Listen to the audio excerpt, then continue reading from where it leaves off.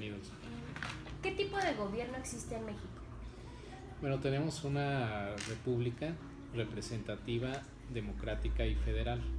Está constituida por estados libres y soberanos que se unen en un pacto federal.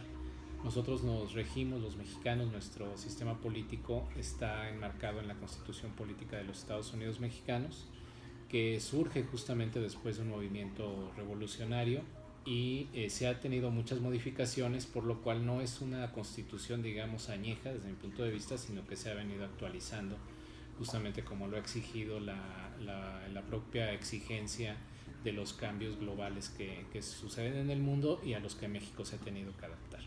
Entonces creo que ese es nuestro sistema de gobierno todavía vigente, una república representativa, democrática y federal, y algo muy importante es que también ahí está diseñado un sistema de pesos y contrapesos y que ninguno no haya un poder, digamos, sobre los otros. Está dividido en tres poderes: el ejercicio democrático de la república, que es el poder ejecutivo, el poder legislativo y el poder judicial.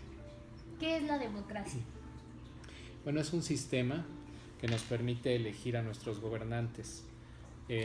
También el sistema democrático implica justamente el que no tengamos un sistema, digamos, dictatorial, en el que un solo hombre puede definir tanto las leyes como los juicios de los mexicanos. Sí, por eso tenemos tres poderes, que es el poder ejecutivo, el poder legislativo y el poder judicial.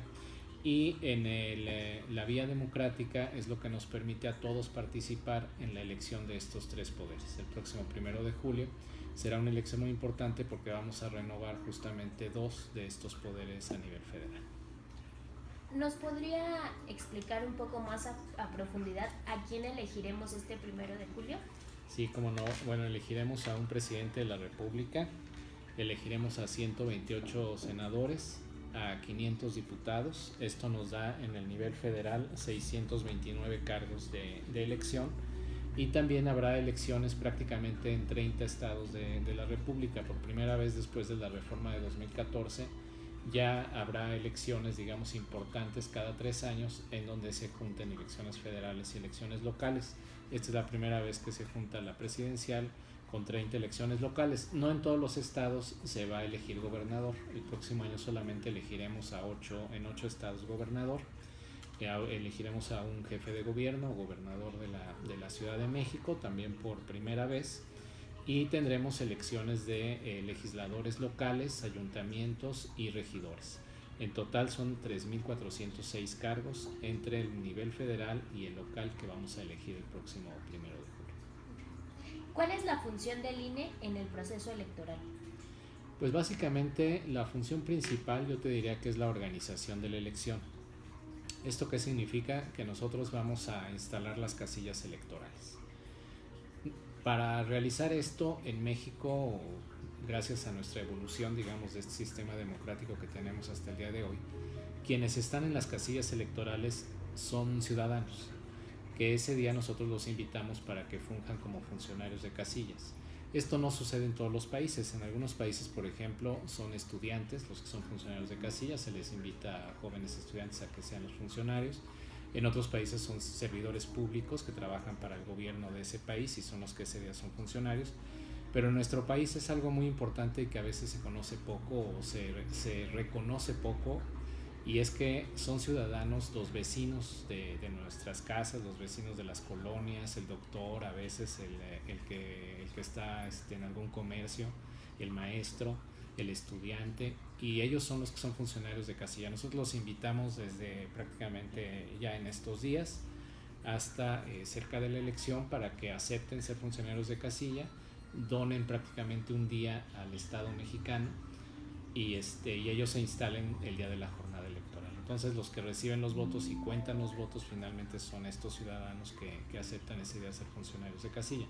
Y lo que sucede antes en el INE pues es justamente la preparación. Nosotros tenemos que entregarles documentación electoral, que son todas las boletas electorales, las mamparas, el lápiz, la tinta indeleble, todo lo que se está produciendo prácticamente desde el día de hoy. Hoy justamente inicia la producción del papel, seguridad en Chihuahua.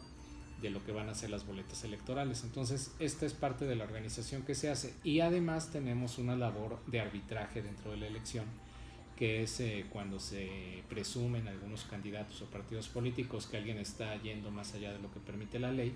Se presentan las quejas y en el instituto se resuelven este tipo de controversias que hay entre los candidatos.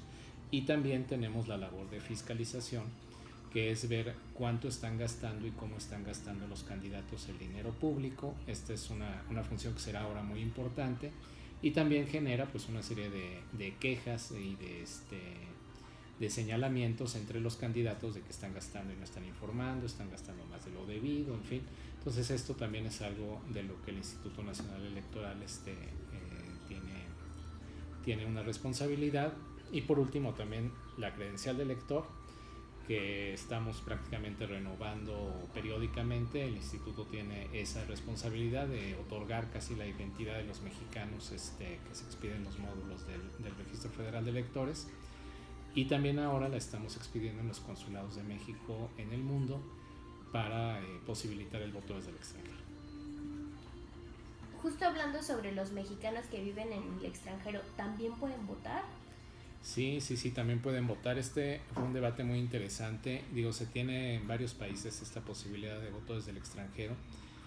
La verdad es que en todos no es una gran votación la que se recibe desde el extranjero, pero sí muchos tienen la posibilidad de votar. Los norteamericanos votan en sus embajadas, algunos otros, por ejemplo los españoles, votan por correo, en elecciones como de Europa del Este votan por internet. Y los mexicanos tenemos este derecho, de los que están viviendo fuera de México, que son muchísimos. Se calcula casi en 12 millones la población mexicana que está fuera de México, principalmente en Estados Unidos. Tienen derecho a votar desde el año 2006 en la elección presidencial, votaron algo en 2012 y ahora votarán en 2018. ¿Y ellos cómo pueden tramitar su credencial de elector? Bueno, ellos tenían que acudir al consulado. Antes tenían que venir a México y muchos de ellos pues no pueden regresar a México, o no tenían la credencial desde el principio, se fueron sin credencial, etc. Entonces se dijo que para posibilitar realmente el voto desde el extranjero, y que además los mexicanos tuvieran un medio de identificación fuera de la frontera, el INE pudiera expedir estas credenciales de elector. Tienen que hacer una cita en el consulado, tienen que llevar el acta de nacimiento que acredite que se es mexicano. Esta acta la pueden también tramitar en el consulado. Tienen que llevar una identificación con fotografía, cualquiera que tengan, casi de escuela, de servicios, de lo que sea que tengan, ya sea americana o mexicana. Y tienen que llevar un comprobante de domicilio. Y con esto ya quedan registrados. Nosotros les mandamos la credencial a su domicilio, y posteriormente les vamos a mandar a ese domicilio, una vez que ya queden registrados para votar, la boleta electoral. Eso en el mes de mayo aproximadamente. ¿Cuál es el periodo para que puedan votar? Bueno, nosotros ya una vez que queden registrados, ahorita estamos en esta etapa todavía de registro, termina el 31 de marzo, y nosotros vamos a mandar las boletas electorales en el mes de mayo. Vamos a mandarles 3 boletas electorales. Por primera ocasión van a poder votar no solo para presidentes, sino también para senadores de sus estados, por ejemplo, ya sea donde nacieron, o si son hijos de padres mexicanos nacidos en Estados Unidos y tienen la doble nacionalidad, en el lugar en donde nacieron sus padres. Votan para senador, y pueden también votar para 7 gobernadores que tendremos elección el 1 de julio y que permiten el voto desde el extranjero. Que esto creo que también es una gran oportunidad, porque pueden influir pues no solamente en la presidencia, sino en otro de los órganos constitucionales importantes, que es el Senado, que representa justo a los estados, y también para los gobernadores de estos estados. ¿Tiene algún costo votar desde el extranjero? No, para el ciudadano no tiene ningún costo. Como aquí en México la credencial de elector es gratuita, allá también en Estados Unidos y en el extranjero en general es gratuita la credencial, y también es gratuito el derecho para votar. Desde luego el INE sí tiene un presupuesto destinado para poder solventar este costo. ¿Qué pueden hacer los mexicanos que viven en el extranjero para emitir un voto informado? Bueno, es muy importante que estén consultando las plataformas electorales que ya fueron presentadas por los partidos políticos, y eso será lo que van a defender los candidatos durante las campañas. Ahí es muy importante que ellos vean qué es lo que están proponiendo para los migrantes, mexicanos. Todos reconocemos que hay mucha población y que son muy importantes para la economía de México. Están mandando casi 27,000 millones de dólares al año y sostienen a muchas familias en Guanajuato, en Jalisco, en Michoacán, etcétera. Entonces creo que deben de ver qué proponen los candidatos para tener un mejor nivel de vida de ellos en Estados Unidos, ¿no? Y también que tengan un mejor nivel de vida sus familiares en México. Creo que por eso es muy importante que vean las páginas de internet de los partidos políticos, en su momento de las campañas presidenciales o las campañas políticas que vamos a tener, y que bueno, pues estén viendo los debates. Probablemente los candidatos vayan a hacer alguna visita a Estados Unidos porque sí reconocen la importancia que tienen los migrantes. Algunos de ellos estarán yendo a entrevistas o a tener algunas reuniones con algunos paisanos por allá. Entonces yo creo que sí va a haber posibilidad de que se informen y que tomen una buena decisión. ¿De qué manera o por cuáles medios un mexicano que vive en el extranjero puede darle seguimiento a su voto y a su candidato? Sí, fíjate que esto es importante porque muchos de ellos creen que hay trampa o que su voto no va a ser tomado en cuenta, etcétera. Entonces ellos en principio, ya una vez que saben que están registrados para votar, van a recibir un aviso de nosotros diciéndoles que ya está todo listo para que reciban su boleta.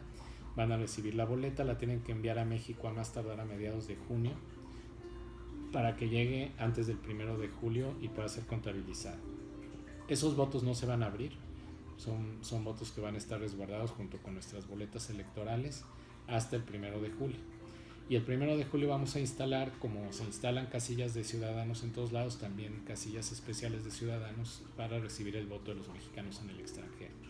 Vamos a estar, yo creo que en un local que va a estar en el TEC de Monterrey, y ahí se van a instalar las casillas que sean necesarias de acuerdo al número de votos que vayamos a recibir, y ahí serán abiertos cada uno de los votos delante de los representantes de los candidatos y de los funcionarios de casilla. Entonces es un voto que se cuenta exactamente igual que como se cuenta el voto de nosotros. ¿Cómo cree que han impactado las redes sociales y en sí los medios digitales a las campañas electorales? Bueno, yo creo que esta elección es la elección en donde más vamos a tener la influencia de las redes sociales. Ya hubo en 2012 algo, pero creo que ahora ya más mexicanos tienen acceso a las redes sociales. Estamos interconectados, entonces se va a aprovechar mucho. También las redes sociales han sido un espacio de mayor libertad para hacer cuestionamientos, crítica, propuestas a lo mejor en su momento. Entonces yo creo que ahora van a tener un impacto muy importante. Nos preocupa que la información que se esté dando en las redes sociales sea una información cierta y que no se desinforme al ciudadano en base a la información en redes sociales. Nos dimos cuenta que en Facebook, en WhatsApp, de repente hay noticias que no son ciertas respecto a la elección y seguramente respecto a los partidos y a los candidatos, pero a nosotros lo que nos corresponde pues es cuidar la información relacionada con la elección. Entonces ahí estamos pues pendientes de que no se vaya a malinformar a la ciudadanía y poder nosotros también a las redes sociales estar informando la información oficial. Desde luego, pues, si hay alguna duda, pues yo recomendaría entrar a la página del Instituto Nacional Electoral y ahí ver cuál es la información veraz.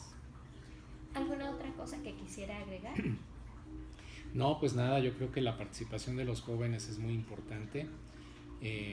Son millones, prácticamente 30 millones de jóvenes antes de los 29 años, de 18 a 29 años, que van a poder votar. Casi 12 millones de entre 18 y 19 años. Entonces yo creo que realmente pueden decidir la elección. Es muy importante, ellos ya han vivido prácticamente estas generaciones pues en democracia, nacieron después del año 2000 cuando hubo alternancia en el poder ejecutivo, y la verdad es que creo que ya están acostumbrados a ver cómo se están renovando los poderes en los estados, cómo se renuevan el poder en el ejecutivo.